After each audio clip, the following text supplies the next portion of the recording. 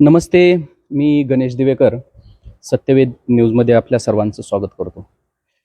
मी आत्ता आहे दौंड तालुक्यातील कानगाव या ठिकाणी.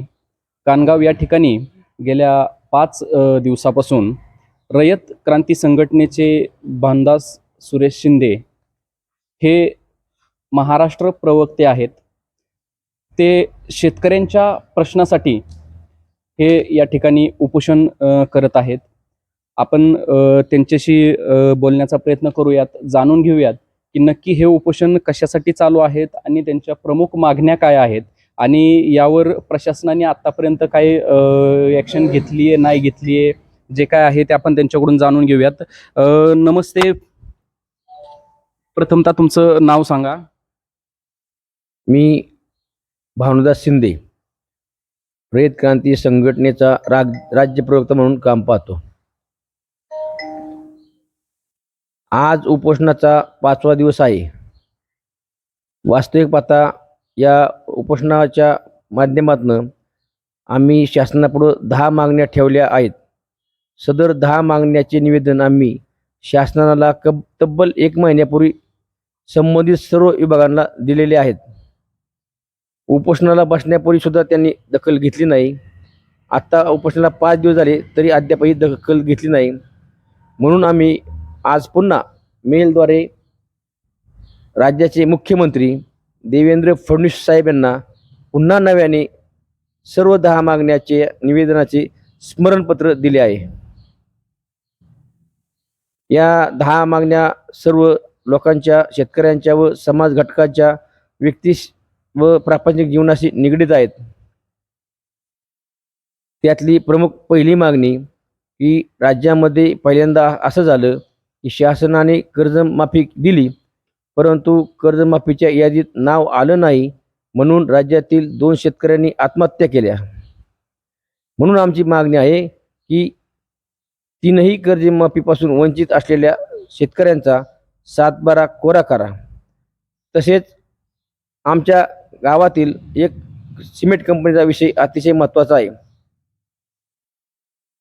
रयत क्रांती संघटनेचे संस्थापक अध्यक्ष आमदार सदाभाऊ खोत यांनी सिमेंट कंपनीचं प्रदूषण होत आहे म्हणून सभागृहामध्ये विषय मांडला. सभागृह या विषयावरती 5 मिनिटं चाललं, परंतु अद्यापही संबंधित कंपनीने पोल्युशन थांबवलं नाही व आमच्या ग्रामपंचायतला फसवून घेतलेली NOC पुन्हा घेण्याचा प्रयत्न केला नाही. बरोबर आहे की या ज्या सर्व मागण्या आहेत, या सर्व शेतकऱ्यांच्या हिताच्या मागण्या आज रयत क्रांती संघटनेच्या माध्यमातून या ठिकाणी करण्यात आलेल्या आहेत. तो आपण म्हणतो की जय जवान जय किसान. आपला भारत देश हा कृषीप्रधान देश आहे आणि कृषीप्रधान देशामध्ये शेतकऱ्यांसाठी जर शेतकऱ्यांना उपोषण करावं लागत असेल आणि आंदोलन करावं लागत असेल तर त्यासारखी मोठी दुर्दैवाची गोष्ट नाही आहे. आज या ठिकाणी प्रामुख्याने जो पहिला मुद्दा मांडलेला आहे किंवा पहिली मागणी जी उपोषणकर्त्यांची आहे की तिन्ही कर्जमाफीमध्ये जे काही शेतकरी बसलेले नाही आहेत, त्यांची नावं आलेली नाही आहेत, त्यांचा पूर्ण 7/12 कोरा करावा. खऱ्या अर्थाने यांनी शेतकऱ्यांचं जी मागणी आहे, प्रत्येक शेतकऱ्याची जी मागणी आहे ती आज समोर आणण्याचा प्रयत्न केला आहे. तुम्ही काय सांगाल की 5 दिवस जर आपण या ठिकाणी उपोषण करत आहात, याच्यावरती काय प्रशासकीय अधिकारी वगैरे काय तुमची भेट घेण्यासाठी आले होते का? ज्या ज्या विभागांना आपण निवेदन दिलं त्यांचे सर्व मेल विनंतीवजा आले आहेत व त्यांना मी सांगितलं किंवा कळवलं की तुम्ही तुमच्या हातात जर विषय नसेल तर इथे येऊन काय करणार. जर इथे येऊन तुम्ही प्रश्न सोडवणार असेल तर या, तुम्ही उपोषण सोडावं म्हणून येणार असेल तर येऊ नका, असं मी त्यांना कळवलं आहे.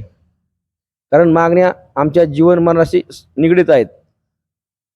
तरी लवकरात लवकर राज्याच्या मंत्रिमंडळाने या मागण्यांचा विचार करून त्वरित शेतकऱ्यांना व समाजाला दिलासा द्यावा, अशी मी पुन्हा तुमच्या मार्फत राज्याला विनंती करत आहे. बरोबर आहे. आज संपूर्ण हे कानगाव जे आहे ते कानगाव बंद ठेवून या उपोषणाला पाठिंबा, वयस्कर शेतकरी या ठिकाणी उपोषणाच्या ठिकाणी बसलेले आहेत. आपण त्यांच्याशी जाणून घेऊयात. काय सांगाल बाबा, आज पूर्ण गाव तुमचं बंद ठेवून या मी पाठिंबा देत आहे? अहो, शेतकऱ्यांना कर्जमाफी दिली पण अर्धवटच दिली. मुख्यमंत्री ज्या वेळेला प्रचार सभेत बोलत होते त्यावेळेला सातबारा कोरा कोरा कोरा असं 3 वेळा सांगत होते. मग आता मुख्यमंत्री का असं अर्धवट ह्याला नाही त्याला नाही, आटी तट्टी घालून लोकांना गाळलं जातं, लोकांना विनाकारण आधार कार्ड, परत काय ते KYC वगैरे, ह्या काय गरज आहे ह्या KYC म्हणजेच वगैरे? अटी शर्ती घालून शेतकऱ्यांच्या तोंडाला फक्त पाने पुसण्याचं काम शासन करतंय असं म्हणायचं तुम्हाला? हो ठीक आहे, हेच बरोबर आहे. तोंड पुसते म्हणजे शेतकऱ्यांच्या तोंडाला फक्त पानं पुसायची कामं या कर्जमाफीच्या नावाखाली शासन करतंय असं बाबांचं. कानगावमध्ये जे आंदोलन चालू आहे, या आंदोलनासाठी अनेक आजूबाजूच्या गावामधूनही चांगला उत्स्फूर्त प्रतिसाद मिळतो आहे. अनेक संघटनांचा या आंदोलनाला पाठिंबा मिळत आहे. काय सांगाल, बाहेरच्या गावातील लोक किंवा शेतकरी आपल्या या आंदोलनाला पाठिंबा देत आहेत, अनेक संघटनांनी या आंदोलनाला पाठिंबा दिला आहे, काय सांगाल? आंदोलनाला भरपूर पाठिंबा दिलेला आहे, पण एकच विनंती आहे, शासनाने लवकर ह्याची दखल घ्यावा. एक दिवस जरी माणूस उपाशी राहिला तर त्याची काय याद नाहीत, हे उपाशी राहणारा कळतंय. आज ह्यो माणूस 5 दिवस झाला उपाशी राहिलाय, त्याची हळूहळू परिस्थिती ढासळत चाललेली आहे. आमची सकट मनस्थिती त्याकडे बघून बसण्याची इथं इच्छा आहे ना, इतकं म्हणजे वाईट वाटतंय आता. त्याच्यामुळं शासनाने आहे ना लवकरात लवकर दक्षता घ्यावा, कारण ही उपाशी राहणं म्हणजे एवढं सोपं नाही. होणार आहे. काल आम्ही सर्वांनी गावातील सर्व ग्रामस्थ एकत्रित जमून ग्रामसभेमध्ये याला मंजुरी घेतलेली आहे. आणि कालच आमचं ठरलं होतं की गाव टोटल बंद आहे, दुकाने बंद आहेत, व्यावसायिकांनी आपापली दुकाने बंद करून या आंदोलनाला पाठिंबा दिलेला आहे. आणि आता आजपासून, कारण कार्यकर्त्याचे आमचे जो उपोषण करताय भांदाजी यांची तब्येत हळूहळू खालवते आहे, आम्हाला आता म्हणजे पाहण्याच्या अवस्थेत नाही. त्यामुळं या आंदोलनाची दिशा आता उद्यापासून वेगवेगळ्या पद्धतीने आम्ही सुरू करणार आहोत. अधिक आंदोलन तीव्र कसं करता येईल आणि शासनाला लवकरात लवकर शासनाने याची दखल घ्यावी, आम्ही त्यांना अजूनही विनंती करत आहोत की लवकरात लवकर आपण या आंदोलनाची दखल घ्यावी. कारण हे काही 4 आणि 5 दिवसापासून नाही आहे, एक 15-20 दिवसापासून हे निवेदनं त्यांना पोचलेली आहेत, सगळ्यांच्या पोहोच आमच्याकडे आहेत. आणि म्हणूनच लवकरात लवकर शासनाने याची दखल घ्यावी अशी मी शासनाला तुमच्यामार्फत विनंती करत आहे.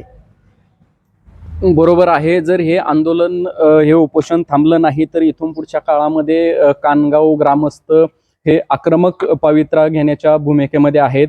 लवकरात लवकर शासनाने यावर निर्णय घ्यावा अशा प्रकारची भावना शेतकऱ्यांमधून येत आहे. मी गणेश दिवेकर, सत्यवेद न्यूज, दौंड.